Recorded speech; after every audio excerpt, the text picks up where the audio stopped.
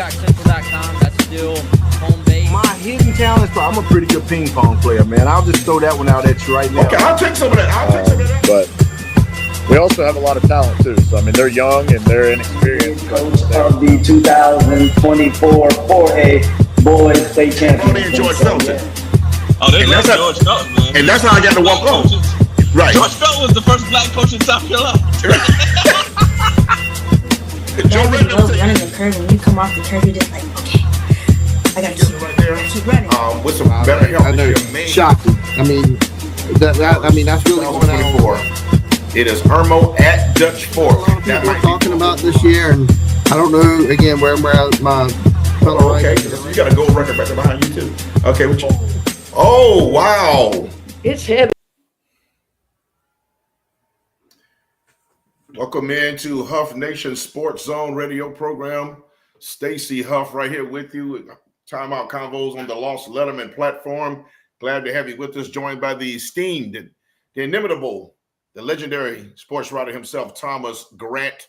If you know anything about high school sports in South Carolina, you come across his writings, his opinions, his thought-provoking musings and articles. Thomas Grant, thanks for joining us on Timeout Convos. Yeah, it's a timeout here, but it's not really a timeout once the season starts. Never that. We're the one state that even week 0 is not 0. It's a lot. So we're going to get to that in just a moment. Lost Letterman, again, shout out to Lost Letterman, Stacy Huff here, and shout out to all of our outstanding sponsors. You see my Twitter handle right there. Reach out if you would, please, and thank you. We're going to talk about, on this show, the next 50 minutes or so, we're going to talk about week 0, some things we saw, some opinions coming out of that, and then we'll also dedicate some time from the middle to the back half of the show on to talk about things we're looking forward to in week 1. I'm going to just throw the alley-oops, throw the lobs up. I have the outstanding Thomas Grant, as I mentioned, Tyler Cupp, a broadcasting mainstay in his own right, talented gentleman, talented professional. Tyler Cupp will join us here in about 15 to 20 minutes, and we'll share some thoughts with him on some of the things going on. He's up in the Rock Hill area, but he has an eye on the state, just like my good friend and brother Thomas Grant does, like Chris Deering, like Lou Bachak, all the folks you'll see on Huff Nation Sports Timeout Convos on the Lost Letterman platform. So, Thomas, let's get right into it. Week 0, of course, I was over at Lexington with Gilbert at Lexington. I was a little bit surprised at how Lexington handled Gilbert in that game on Friday night, but you were out and about yourself, man, and we'll get into what I saw a little bit. But first, what are some of your takeaways from the action on week 0 this past Friday night, and some couple of games on Saturday too, I believe? Well, first thing, I guess, is just talk about Region 4-5A.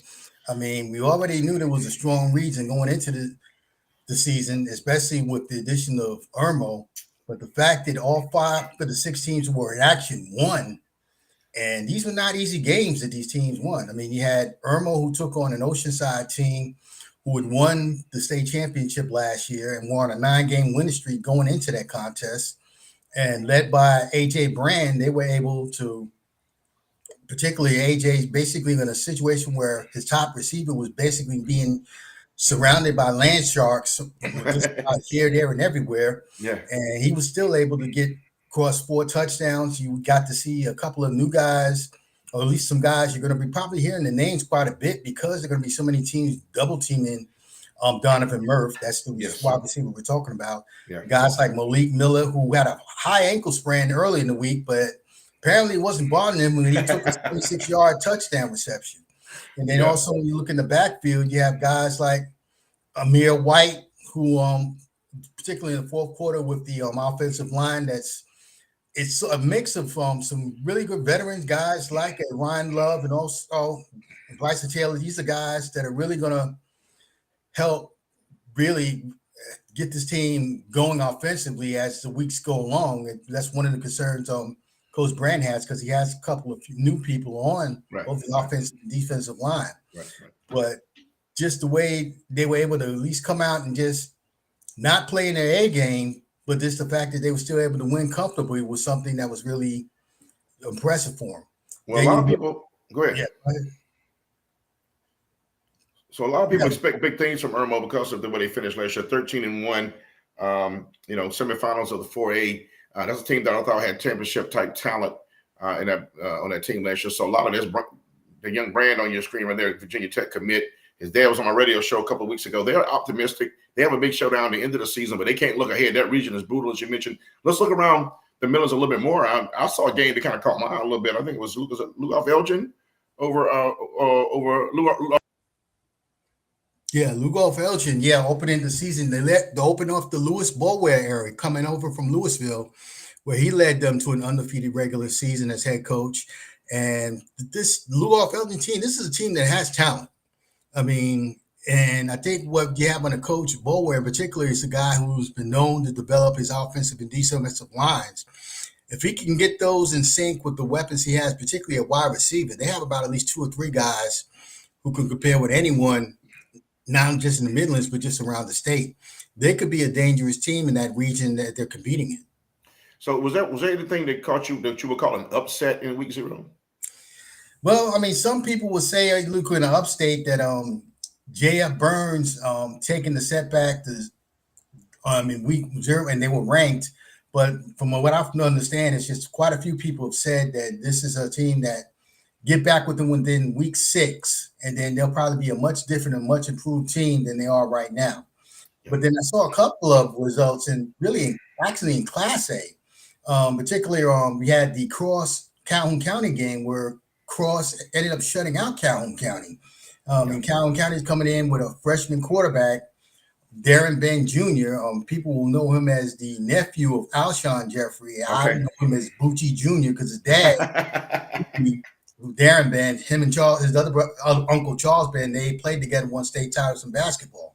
Right. So, and that was a surprise to me in terms of among the I guess you could say teams within the Midlands part of the state. Yeah. And they also had HKT, Hunter Carolina Tyler, winning big as well, 38-0 in their opener. Right. And so for the most part, but the thing I liked about this week 0, there was quite a few competitive games. But then just when you think you have competitive games this past week, I mean, you ain't seen nothing yet from what, particularly in the Midlands. But I guess yeah. So you mentioned 1A. So that's my excuse to shout out my Chesterfield Golden Rams, who beat Johnsonville. Pretty comfortably. Shout out to Matt Quinn, who used to coach in the Midlands era. He's up at Chesterfield. It's his first game in his career with the mighty Golden Rams, my alma mater. So that was a good win for them, getting off to a 1-0 start as well. So they got. So you mentioned 1A. I had to. You opened the door there for that. Yeah. You opened the door. How about Keenan? Keenan beat Drill, which was probably expected, but Keenan was a team that came in with some experience. They had some drama a little bit with a little coaching change. They're a team to keep an eye on because we know some talent is there. But they now have to deal with a little bit of adversity at the beginning of the season. And then you also look on the other side with Dreer. They lost one of their top receivers, Caleb Berry, who's now at Gray Collegiate, but they were able to still put up a battle this past week. Yeah. They're in a situation where it's also a tough region. And interesting, this coming is sort of goes into another area when it comes this week. They're facing a Cardinal Newman team that has, believe it or not, the #1 rusher in the nation. 400 yards. Yeah, 400 yards in week 1, and then last week against St. Joseph, he had 303, and right now he's leading the nation with 706 yards and 6 touchdowns. That is good stuff, Tom. So this is why Thomas Grant. This is why I talk to you. That's why I stay in touch. See, I learned things. I had no idea. #1 ranked rusher is right here in the Midlands at Cardinal Newman. Coach, we did our preseason show, Chris Deering and I, on this same particular format about 2.5 weeks ago, and Coach Helms was on the show with us, and he was doing a little bit of poor mouth and a little bit like coaches do, but he didn't mention Caleb Ford. I know off air he kind of mentioned he had some guys he thought could really help him. That's one of them. Caleb Ford, as you mentioned, now #1 ranked in the nation. That's, first of all, that tells you the offensive line. And remember, Coach Corey Helms, former offensive lineman, Wake Forest, Gamecocks, a little bit of time in the NFL. So watch them as they continue. Now, people are going to try to shut down Ford. The passing game will have to answer now, but Cardinal Newman sneaking around a little bit right there, trying to get a little attention right there in the running game with an offensive lineman as a head coach. So I like that. That's good stuff. Stay right there in the Midlands. Northside Christian, who I have on TV next week at Wilson Hall, they pulled off a win in their first game of the season. Well, they're actually 2-0 going to this game. I'm sorry, 2 games. Excuse me. They're actually trying to go 3-0 for the second straight year, and this is the game they've earmarked really from the moment it was scheduled. with Wilson Hall. This is the game that they have wanted. This is all. Every time you ask the players, it's like, we're not worried about anything else. This is the game we want to play against Wilson Hall. And then you talk about Northside and how Dean Howe, in the last 3 seasons, really, he's done it from scratch. I mean, they started off with playing the JV schedule, then slowly eased in playing a 2A schedule. Now they're in a 3A schedule. And now they have and then the couple of guys he's really developed, particular guys to watch for is with running backs. Sam Burks is a guy who's already got a couple of college offers. He's like one of Coach Howe calls him one of the best players he's ever coached. And this is a guy who's coached guys like a Avion Smith. He was at White Knoll. He was at AC Flora. He's been around. And just while you're saying that, I think Howe was a little bit surprised at how little there was at work rate when he first got. I think when he got there, he was like, "Oh wow, this is a real mountain to climb." But as you mentioned, 3 years, and I apologize for forgetting they had another game, so they're 2-0. But he's done it the right way, brick by brick. And you mentioned now 3 years into the program and going into this year, I think you're right. This is a big one Friday night. It's on Watch Fox 57, by the way. A little plug there, shameless plug. Joe Cash and myself and Amanda Poole. Friday night, 7:30 kick. But that's going to be right. That's a statement, right? They win that one. Truly, the folks at Northside Christian will start believing in what Dean Howe was doing. Well, if they win that one, they basically can say that they can coach to the region, so to speak. That's one of the reasons why they have this game, because you look at Wilson Hall, all the success they've had over the years. To get a game like this will probably be one of their biggest games since they played for the state title in 8-man football several years ago. So, and like I said, I was talking about guys like Sam Burks. You also have an experienced quarterback in McCallum.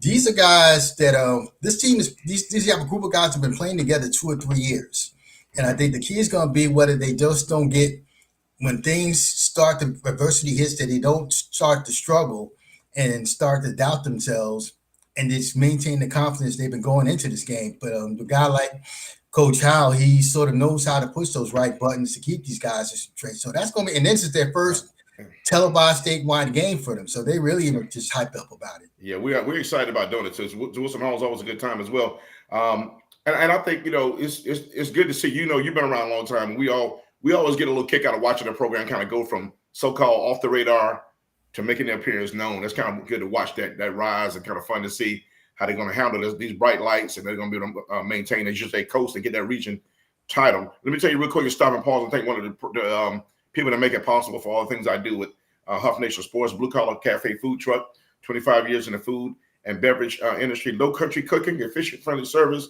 You can book them at bccmf100@gmail.com or call them at 803-995-3800. They have those extra large shrimp and that chicken bacon ranch quesadilla. It's really good. That number 803-995-3800. Go check them out. Blue Collar Cafe. Tell them you heard about it from Huff Nation Sports. Now, with that being said, we're going to be joined by Tyler Cup in a moment. If you're just tuning in, Thomas Grant here sharing with us. I know you're itching. Y'all see the screens. The screen has the scores from this past week on the bottom down there. Some really good matchups happened. Great Allegiant with the win over James Island, for instance, will caught my eye a little bit. Harriman big over Christchurch. But you want to talk about next week a little bit. Go ahead. We'll go ahead and give them a little something. Talk about some things you're looking forward to in the Midlands area, especially next week. The Midlands area, I mean, you check out these games. These are games you think will be in the playoffs. I mean, for instance, you have River Bluff, who won a big game against, I guess, a team that Tyler will be talking about, Cordova Ridge. They're going to be hosting a Brooklyn Casey team that a lot of people are high on. In particular, they got a transfer from Cardinal Newman. I think it was Mawari King. This was a guy who's one of the top players in skis, and now he's coming over as a wide receiver. Even though BC, they lost their quarterback, they have still one of the top offensive lines in this area.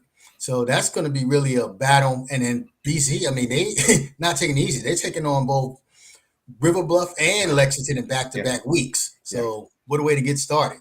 Well, Rusty Sharp has never been scared of a fight. And I tell you, we had him on TV last year against Dree on a game that went to they beat Dree in overtime. We have Brooklyn Casey, Gray Collegiate on our TV schedule this year too. You don't want to miss that. That's later on in the season. And considering not a lot of love lost. There. Yeah, there's some pretty much bad blood, especially considering what happened recently. So yeah, it's interesting. Will be one of those factors depending upon where those teams. Because remember, that's also an 18 region they're in. So really, they can't afford to really fall back behind early. Yeah, and just Jen, you alluded to it, but recent events, for those that don't know, I think they're not the only ones, but I think Brooklyn Case is a school that has And Airport. Both Lexington District School. They've decided not to play Gray and JV football games. So I wonder how that's going to bleed over, because usually the JV game was the night before. There's going to be no JV game, and then we'll have them on TV. We believe if everybody cooler heads prevail and everybody stays doing what they're doing, we're going to should have a really intense varsity game that Friday night later on our schedule. So we will watch for that. Ridgeview went up to Fairfield Central and handled them in a game that was, we didn't know Fairfield Central lost their quarterback. He moved back to South Point, where he's originally zoned for anyway. His mother works at Fairfield Central, so he was able to play there, but went back to South Point. So they have broken a new quarterback, new era under Demetrius Davis now. And Ridgeview, 42-18, I think was scored. They look pretty impressive out the gate. And of course, I mean, it just one name, Jordan Gidron. He did a lot. Yeah. This guy, he basically, there's a reason why his offers are now at 32 and counting right now. Wow. Everybody. Yeah. So he ran a kickback. He ran a kickback like 99 yards. The second half, opened the second half with a kickoff return for a touchdown. He also scored out of the Wildcat as well. I mean, this is a guy, I mean, there is nothing really on this field he could not do. I mean, give me some. That number 2 at Ridge was starting to come to mean something. That Waylon Napper wore it back in the day, and then Jordan Smith, who's at South Carolina State, who get a lot of time, he wore 2, and then they kind of passed it. That number 2 has really been like the guy receiver at Ridge was kind of thing, and now Jordan Gidron is taking that 2 to a level where he's getting all the P4 offers. And I mean, somebody asked me who was offering them. I said everybody. Yeah, it's easy to say who's not offering them. And that's a young man throwing the ball to him right there. That's Coach Howard, Derek Howard's son. Trey Howard. Yeah, Trey Howard. Trey was on Derek was on the show with me here just a couple of months ago, and we talked about this. And he's very excited about having his son there. I guess in his junior year now, I think. And then, I believe I want to say maybe a sophomore. Maybe a sophomore. He's a very young quarterback, but he's getting a little bigger, just stronger. But Gidron is a target. And they have a stable of receivers at Ridgeview, as a matter of fact.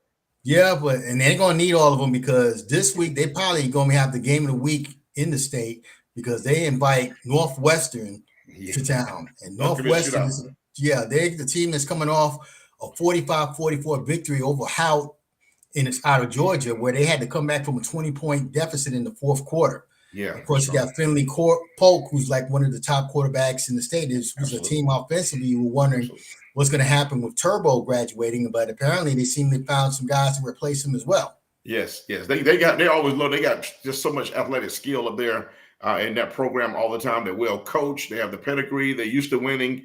They have that swagger, and they play big time football, as you mentioned, playing out of state team last week. So first team to 40 might win that one. Friday, Ridgeview put up 42. First team to 40, definitely first team to 35 or so. I don't see. Well, I mean, I don't think it's going to be a loss for a game. Well, remember last week they gave up 40 to 44 to Ohio, and they still came in winning. That's what I'm saying. So both teams' defense will be challenged. They hold other under, because the offense have shown they can score. Ridgeview again scoring the kickoff as well. So that's going to be interesting how that plays out. AC Flora, I believe, got a win on Friday night as well. Yeah, funny. Friday you had. AC Flora was like one of 3 teams that had quarterbacks that threw for 4 or more touchdowns. Yeah. Talking about Roper Winsky. He's a talented young man. Yeah. Of course, we all know that people who don't know, his dad is the deputy commissioner of that South Carolina High School League as well. Yes. So, Northeast had a big night. Will Wilson had a big night. Yeah, and that you could say they've really taken over that rivalry with Spring Valley. So Will Wilson was interesting. It's going to be, I must say, they were one of the few teams that didn't move up completely to 5A. So there's a chance that the region they're in this year, that they could really be having some success. Yes, and we talked about they look just alike, man. Me and Chris talked about that. That's father and son all day long. Yeah. And Walt Wilson, the head coach at Northeast, former Calhoun County coach, Coach Alshon Jeffrey, and also played college football at South Carolina State.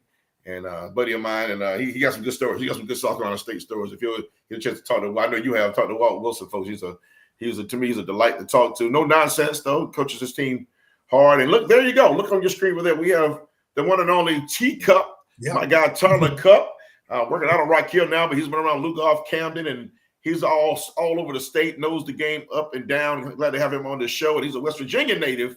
I was just at an AAU tournament, and 3 teams were from West Virginia.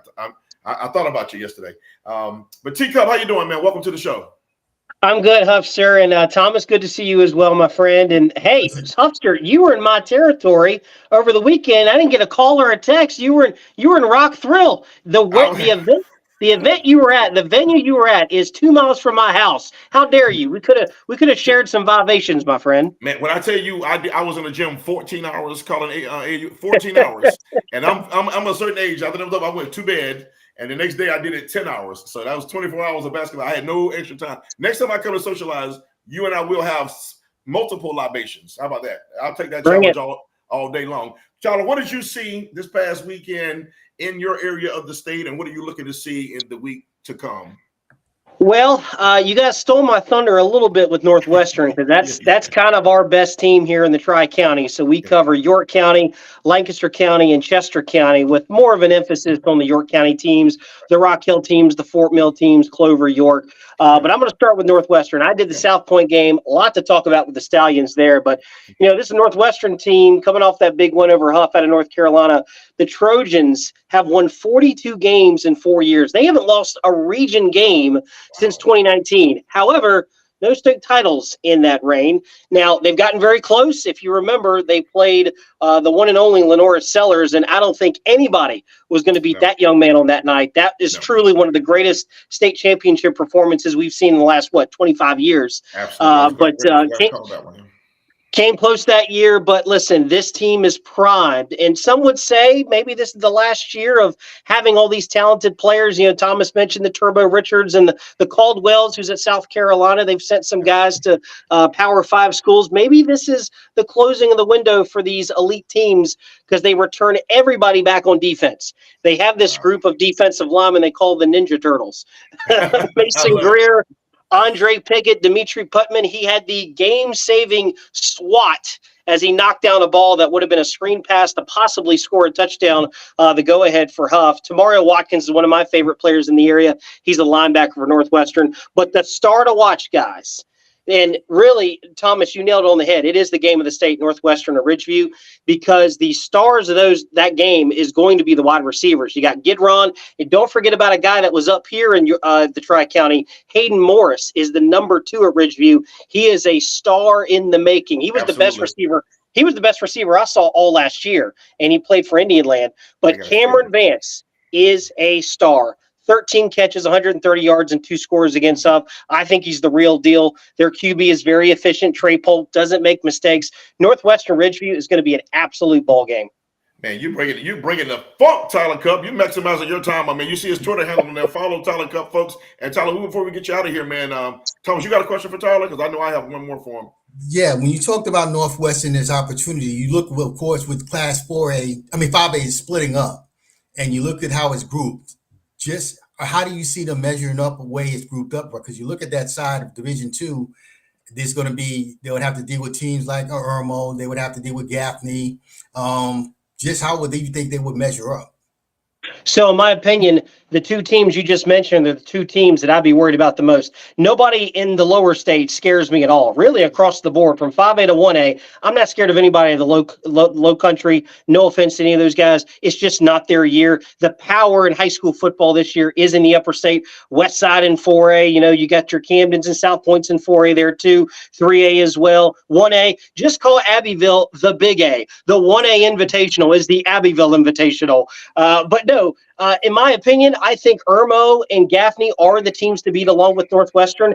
I think Gaffney, we will see how good they are towards the end of the year. That quarterback still got to get comfortable. But Irmo, what a display they put on. And I think, oh boy, if they put it on Burns, and I'm a big fan of Reggie Shaw, but that seat is getting a little warm up there in the upstate. There's been a lot of talk, not just with Burns, but some other schools losing some talent to other schools. It has become an open door transfer portal in the upstate. But if Irmo lays it on Burns, I think Irmo is going to kind of put themselves up with the elite after beating a school like Burns. Granted, Marcus Lattimore ain't walking through that door, but when Irmo beats a school like Burns, that makes headlines, as we all know. You're talking about that transfer portal, of course, that goes into Mountain View Prep that just Oh, now yeah. started. Yeah. So I mean, that's going to be probably a centerpiece. Just That's have another you show. seen yet? Just how many guys they've been able to? Of course, they won their debut with 68-0. Yeah, that's good. So- That's another whole show. But Tom, before you say this, I'm going to say right now, I want you to answer that. But you said something early on, and you went past it, and but right now that clip is going to be featured in the locker rooms of some lower state teams. No, and I get it. But I'm saying, if I'm a lower state coach, I'm saying we're going to go in like a lamb, out like a lion. Nobody thinks much of us, and you got to earn that. You got to take that, But I think the challenge has been thrown, and what we love about sports is sometimes it's just one team that puts it together. We don't know who it's going to be, because everything you guys said is absolutely true. There's nothing to fear from what we know, right? There's nothing to fear. So basically, I just became a heel if I ever go to Mount Pleasant or Fort Dorchester. I'm basically a heel going into to that territory because what I just said. But listen, it's the show me state. Let's show us something. Lower state, and there's some teams that have the name on the jersey that hadn't quite showed us anything yet in the upper state. But I think there's a lot of great storylines, and we're only 1 week into the season. I mean, we saw some amazing performances a weekend. I mean, you guys were talking about AC Flora. Everybody's talking about South Point and Camden being the top 2 teams in that region. Don't look past the Falcons. That defense has improved, and Winsky is an absolute ball player with his 2 top targets returning, right? He got his 2 best receivers coming back. And at least one of those guys he's played with since middle school. So the chemistry is there. They're just getting bigger, stronger, faster. They're well coached. We know they got a good staff. And, they go back to the championship year. They have a way of getting kids into that program, into that school, who they get there, they get bigger, stronger, faster. They're literally grow and develop in that program. I saw a little running back I coached in the AU basketball stadium become a 3-year starter, and just become, a guy who just stays in the program, and they get better every year. So sometimes we can't factor in how good a player goes from sophomore year to junior year. And I think AC4 got some guys in that program that may, as you say, with Winsky and the supporting staff around him, the defense is really good. That could be. I think Drill's going to be better than people think. I think just Corey Jenkins can coach. Yeah, he's got a pretty solid staff. That guy can coach. And you guys mentioned Richland Northeast. When you have a player like Will Wilson, night in and night out, week in or week out, I should say, he's going to be a tough out. Maybe the other guys don't hold up their end of the bargain, but we know he will. We know that he is the talent to keep him competitive in games every week. No doubt. Tyler, your last thoughts. We'll get you out of here. Thank you for joining. Do not be a stranger. We're going to have you on again, rotating in with us as the season goes on. We're doing this at least twice a month through the football season. What's your last thoughts, Tyler? Last thoughts, I'm going to give a shout out to Coach Leon Bulware coaching my alma mater, Lugolf Elgin. Big win over Lower Richland, and he's taken the Demons against the Camden Bulldogs, the Watery River rivalry. E.J. Richardson, a player to watch. He had the double pass to get the go-ahead touchdown to win by 1. Lugolf Elgin and Camden is going to be one of the best games of the weekend. I think it's going to be a fantastic game. Camden held their own against White Knoll. This is going to be fun one to watch. Camden's won 9 of the last 10, but Lugolf Elgin, Camden, crazy things happen in that game. No doubt. That'll be your game ball. That'll be your game ball selection. I appreciate you. Tyler, don't be a stranger. Leon Bulware is your game ball. Shout out. See you next time, Tyler Cup. That's my guy, T Cup. Follow him on Twitter at T Cup, and he's a guy who will be hearing from most of the season. Off and on throughout the timeout convos with Stacy Huff. And I think Tyler's going to check out here in a minute. Yeah, he was on the move. I think he was on his cell phone, I believe. So back to Thomas Grant and myself. And Thomas, some things were sparked in the conversation between when Tyler was up, the 3 of us. You mentioned something. We'll go ahead and go into it a little deeper now. You said Mountain View Prep had a very big win, right? Yes, 68-0 in their opener. Yeah. Okay. So, against Atlantic, I think it was Atlantic Coast out of Myrtle Beach. And that's a lot. That's a lot. And they do have a talented roster. A lot of people are still unaware of them. They're new, but I think as the season goes on, they're going to be a name. And it's a little controversy to start the season already. We'll see how their name becomes branded into the fabric of South Carolina high school football conversations, I think. But that 68-0 was where they announced yourself. Do you agree with me that they're going to kind of they're going to be more and more of a story as we go along? Oh, they're already a story. I mean, they've been a story really since its inception. I mean, there have been people who've been kicking. I mean, it's similar to the eyes that Gray Collegiate has gotten here in the Midlands the last few years. And then The only difference is right now you haven't seen certain districts decide to boycott Mountain View Prep. But the thing is, if they keep getting the talent and they keep getting wins like this, I mean, you're going to start hearing some chirping. I mean, you saw Oceanside. I mean, for years they were getting some chirping. I mean, Wando was really one of the schools that was really against the talent they've been getting. But then now Luke C. Beckham has sort of stepped in there as well and gotten some of the talent. But listen, Chris and I talked about it, and I think Luke has been on this platform talking about it. The high school portal, you saw it on the screen, the high school portal, transfer portal is very real. And, you know, there's really not a good way to control it. You got to be able to roll with the punches. And there are going to be some salty folks. I mean, as the season goes on, there are going to be some people who have more to say. And a lot of people are neutral on the topic until you take the beating. And then all of a sudden people come to the party and be like, oh, now I have a problem with it.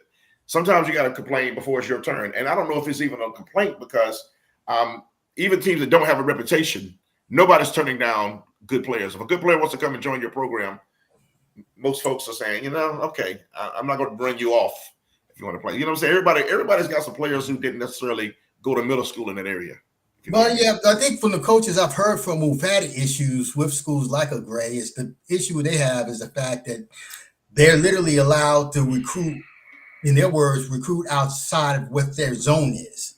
And it's like they can actually not only just take kids that are within their area, they can also take kids that would maybe be considered outside of their area. And that's where a lot of the people have the problem.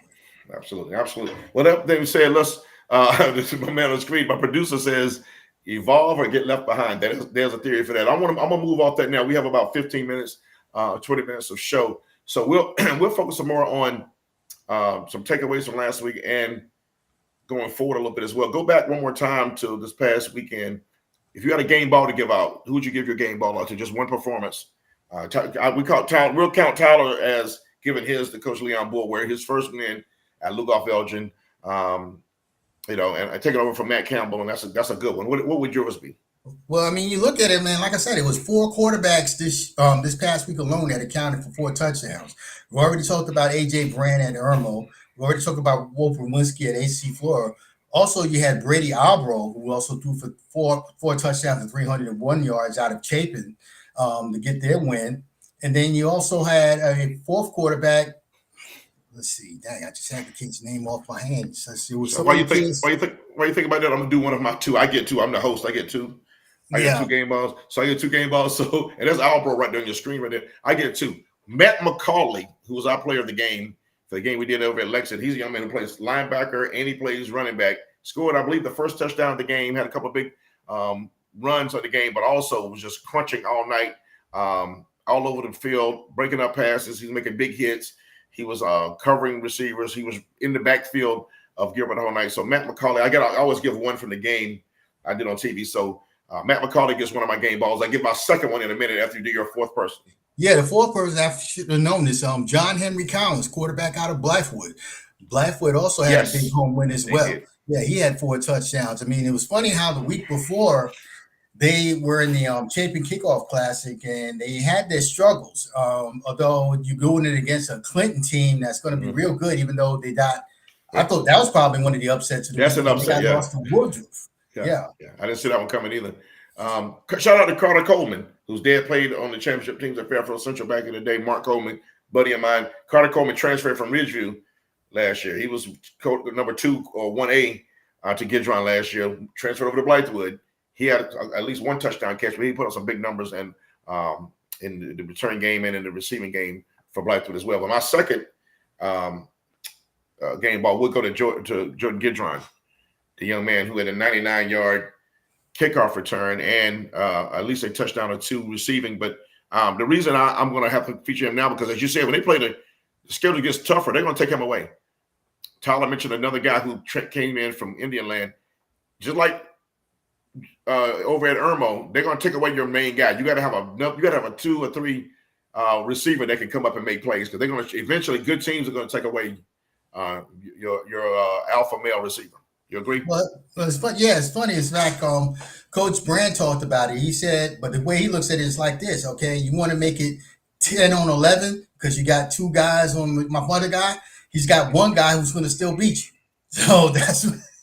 But you know what? Only talented teams can say that, because some guys, the drop off is so bad after one, we'll take our chances. But if you got another guy that can really go get it, you put yourself, you put your kind of arm behind your back. If you double team one guy, you're going to get a good coach with a good talented team. They're just going to kill you on the other side all day long. But some teams don't have the plethora of talent that some of these schools we're talking about, by the way. And I'm a big fan of it. I'm a big fan of the talent in South Carolina and in the Midlands in particular.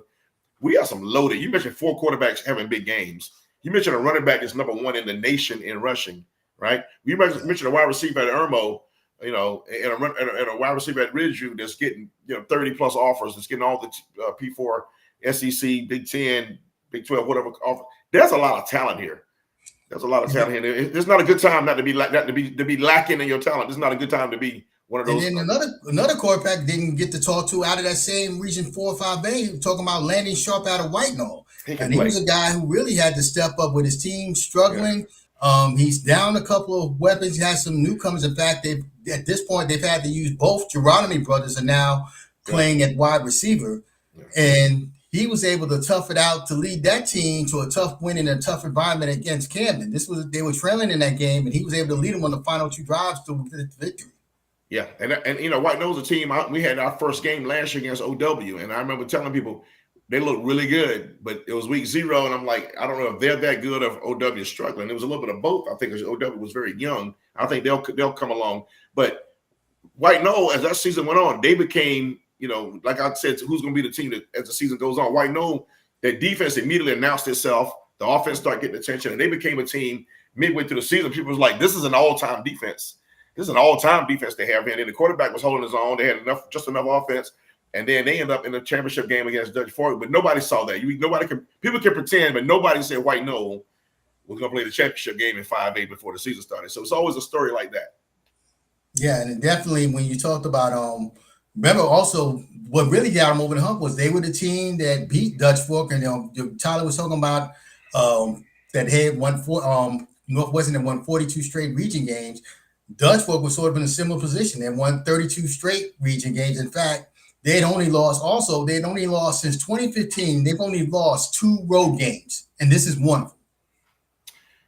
That's awesome. We're going to transfer. That's good information. Y'all are brought it. You and Tyler has my head spinning with the facts, and I didn't realize Northwestern was on a run like that. That is absolutely amazing. I definitely didn't know about the Ninja Turtles on the defensive side of the ball. But we're going to pause here, and I'm going to shout out Alpha Insurance Solutions. A company that's dear to my heart, Alpha Insurance Solutions, 803-238-6481. They can do auto, home, life, health. They can do Blue Cross and Blue Shield, Medicare, licensed in North Carolina and South Carolina. Hit them up, 803-238-6481. Alpha Insurance Solutions, a brokerage. They cover every item. They have companies they're partnered with. So hit them up and support these sponsors of our programs. All my platforms are sponsored, and I appreciate everyone making it happen. So, Thomas, with that being said, we're going to take about 10 minutes or so here. So we're not in a hurry, but we're going to be precise. So we talked about last week. We talked about the Ridgeview Northwestern game. That's an obvious one. What are some interesting matchups or some matchups that come to your mind? Some teams are still going to be playing their first game this upcoming week. So what's some matchups that come to your mind? And one of those teams is going to be Dutch Fork. They head up to Spartanburg, and that's a rematch of last year's week 1 game that was won by Spartanburg. Although I think this year the difference is with this Dutch Fork team was they were coming off a bad loss to Colquitt Colony. In fact, it was a game where they lost their starting quarterback in that game. And their offense really, you saw the end results. Their offense really struggled for like half the season until he returned. Yeah. And now, but I think what happened was during that same time, Ethan Austin, who's the starter now, he really was able to gain some confidence. And he's a guy who's really come in and really shown himself. And then now they have as his backup. You talk about the sun rising tomorrow. It's coach's son, Jackson Knox, will be having his chance to play this year. Say the name again. Jackson Knox, coach's son. I was about to say, I remember when that kid was a little kid running around on the sidelines. Coach is hanging around. He was, he's getting older. He's been waiting on this moment right here. He's been waiting. So, but you're right. Offense is a talented guy. He's a pedigree kid. Dad played for the Gamecocks. This is an era where, and I'm close to, I'm very transparent. Me and Coach Knox are okay. I talked to him. He's fine, but there's some guys on his staff that I'm very close to, right? There's some people that live in that community. I'm very like almost like family. Last year he didn't love that team early in the season. There was some seniors he thought they weren't in a senior manner, maturing. There's some people had off the field that there's some issue, right? And they still want to chip. So the sentiment out of Dutch Fork, you probably know as well as I do from the coaching staff, they say you should have got us last year. You should have got us last year. You didn't get us last year. It's about to be a problem. One assistant coach told me the next 2 years they're going to be a huge problem. Well, the thing is, they not only reloaded, they got guys to back up the guys they reloaded with. I mean, so they have 33 seniors playing on this team, and half of them were starters. Yeah. And then now you're going to have guys coming up when those seniors graduate, going to fill in those roles, and then you have some guys coming in as well. So yeah, they love that junior class. Yeah, they love the sophomore and junior class as much as they love the seniors. That's scary. That's scary. They really. I mean, so yeah, I mean, and then like I said, the way the Division I is set up. I mean, you said if you want to do a bet and pick Dutch Fork or the field, I'm going to go with Dutch Fork. I am always every time.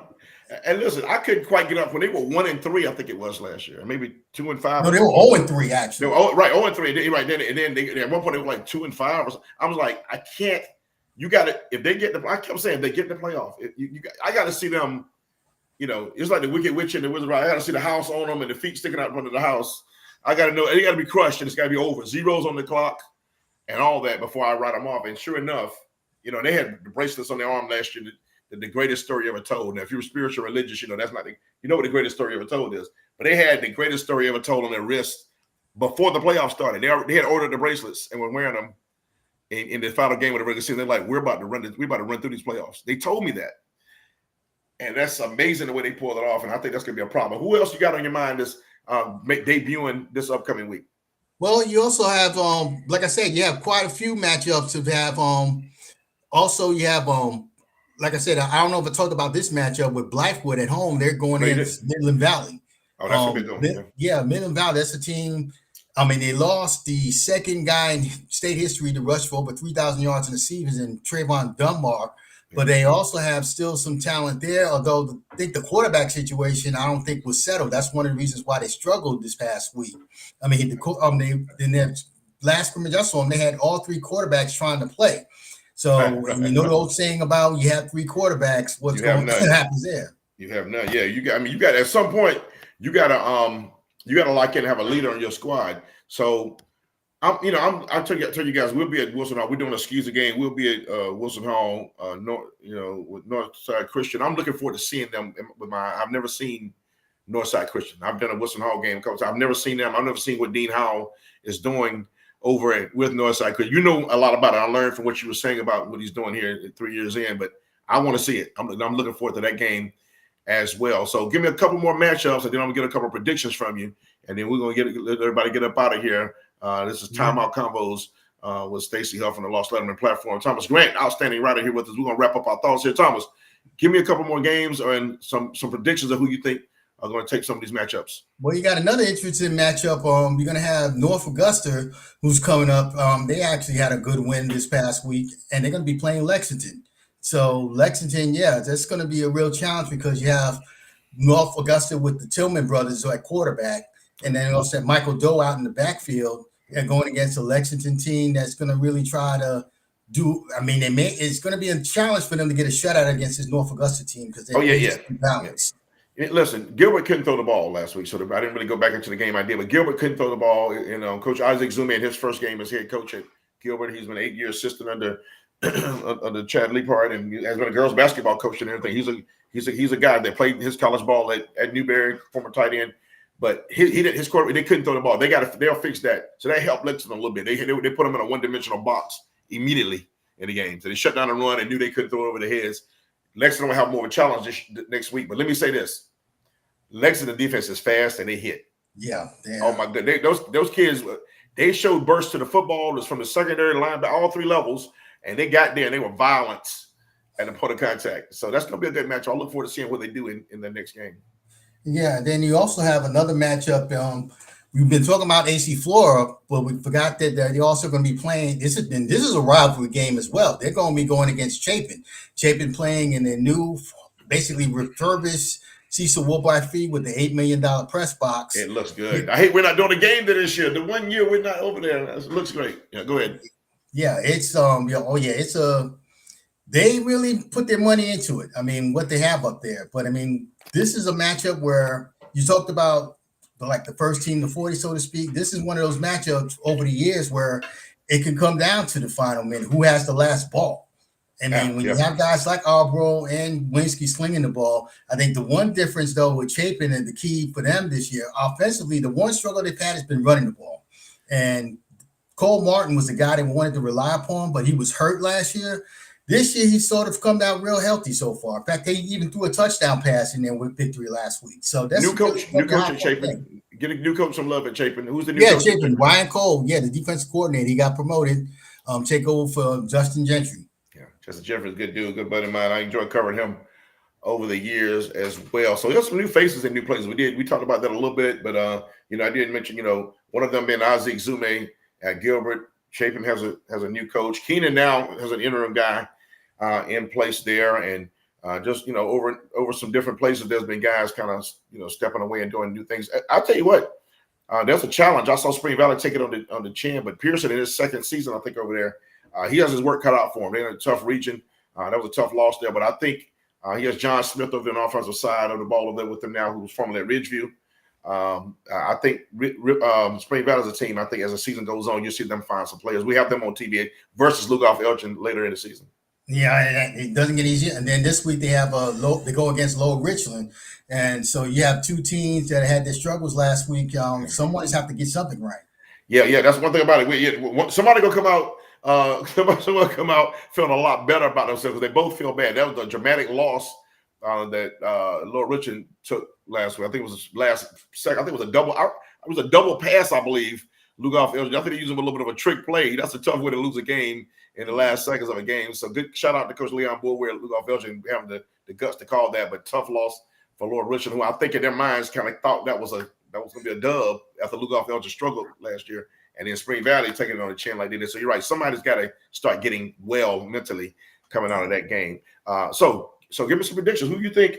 I mean, right now we're going into week one. Give me who you think may be a surprise, and who do you think is a team from just use this area. And Dutch Fork is not included. That can challenge for a state title this year. I mean, you talk about him. Well, like I said, that whole region 4 or 5A. I mean, because of the way it's split, you have 3 teams playing in Division 1 and 3 playing in Division 2. Yeah. So when you look at the teams playing in Division 2, you have Irmo is in that group, Chapin's in that group, and White Nose in that group. I mean, the way the bracket could be set up, one of those teams will probably have to play Northwestern or Gaffney. So I mean, you look at it, you could have a semifinals with Irmo versus either Gaffney or Northwestern, or you could have White Knoll against Gaffney or Northwestern, and it's like, and then whoever gets in the championship game, that's just going to be. Could those two play each other? That's the other thing. The way it sets up. I mean, if they have it set up where it's because one of the things with this point, they're going to use a point system to help set up the brackets using max preps. And it's going to be interesting to see how they also finish in the region, and then also how they end up in terms of points and everything. So there's a chance they could end up either meeting each other, or you can have them both meeting each other again in Orangeburg. Wow, by the way, we did mention this the preseason show. We did mention it again. All roads lead to South Carolina State University. All of C. Dawson Bulldog Stadium. The William Bill Hamilton press box. I can't wait to get there. It's gonna be a good. That's your old stomping grounds. So I was just there this past weekend talking. In fact, you mentioned about Jordan Smith. I actually did a story on him this week in Northeast News. Yeah, he's a guy that's one of the guys that really Coach Berry is hoping upon this year as they they start the Saturday at Florida A&M. Tough kid, man. Tough kid. You're going to take on the Rattlers, man. He's a tough kid. Great family. But his dad is the guy I was just mentioning, John Smith, who's now at Spring Valley, on the offensive side of the ball, helping out Coach Pearson. So his dad knows some things. He was at Ridgeview, a part of that success offensively the last few years as well. So he comes from his dad played wide receiver at Charleston Southern, I believe. So his pedigree there. That being said, we're going to step away. We appreciate you being on here, Thomas Grant. I hope his Twitter handle is on there. Follow this man, Junebug, New York. This man knows his stuff. Have him on a radio show all the time. I learned so much from Thomas Grant. I always give you props, man. I'm giving you props. I believe in that. You help me out. You get me so much information, man. This man knows way more about the high school scene than I do, and I'm smart enough to ask him. And that's what you got to be smart enough to ask people who know. Tyler Cubbs, a knowledgeable dude. You will hear more from him in the shows to come. Chris Deering would jump in on us a little bit. We may get Lou in here a couple times, and I'm trying to get some coaches, Thomas, to join us. But when we do these shows, it's usually practice time. Yeah. And I had a couple coaches this week said they wish they could pre-record, and I don't have the technology to do that to get them on there. But maybe our intrepid producer may have a way where I can pre-record some things and we can pop it on here. I don't know. Just have to catch them during the bye week. Right. There you go. That's what we'll do. We'll start when the bye week starts. We'll start getting those guys when they may take a day off during the weekend practice. But thank you for joining me, Thomas Green, as always. I thank y'all for tuning in. It is Timeout Convos with Huff Nation Sports. Stacey Huff is my name. Call me anything you want to. Don't call me late for dinner. And I want to let you know that you can catch me on Twitter also at Huffster Sports. Always looking for sponsors too. Hit me at Huffster Sports and reach out to me. I'm joining sponsors. We love to talk about your business on here, give you a little love, make it all happen, make it all worthwhile for everyone as we support these kids out here in high school, these scholar athletes doing good things and big things, and we're going to lift them up all we can. Have a great week. Couple of weeks. We'll be back on here in about 2 weeks with another episode of Huff Nation Sports presents Timeout Convos on Lost Letterman. Good night, everybody. Thank y'all for tuning in, and we'll see you next time. Have a great sports month. Labor Day coming up. Be safe out there. GamecockCentral.com. That's still home base. My hidden talent, I'm a pretty good ping pong player, man. I'll just throw that one out at you right now. Okay, I'll take some of that. But we also have a lot of talent too. So I mean, they're young and they're inexperienced. Coach of the 2000.